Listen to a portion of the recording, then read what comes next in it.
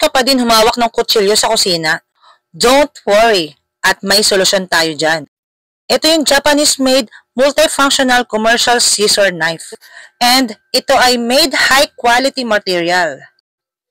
Di kompleto ang kitchen mo pag wala ka nito. Gusto ko yung design ng handle, very safe, and balance siyang hawakan. So tara, testingin natin para malaman natin ang overall function. So basically, design talaga siya for chicken bones. Meron ako ditong 2 legs ng chicken dahil ito na rin ang ulamin namin ngayong hapunan.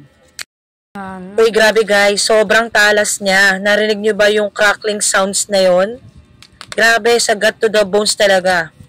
Yung pinaka-inner blade ang gagamitin nyo guys pag magkakat kayo ng buto. At ang pinakamaganda dito guys, hindi lang siya pang chicken. Pwede rin siya sa meat. Ayan, katulad nito, pwede rin siya sa patola. Sa carrots, pwede rin siya. At ang cute nito, yung bawang, pwede rin siya. Tingnan nyo naman, para din siyang hiniwa sa kutsilyo. Napakanipis. So, ano pa hinihintay nyo? Mag-check out na kayo sa aking yellow basket.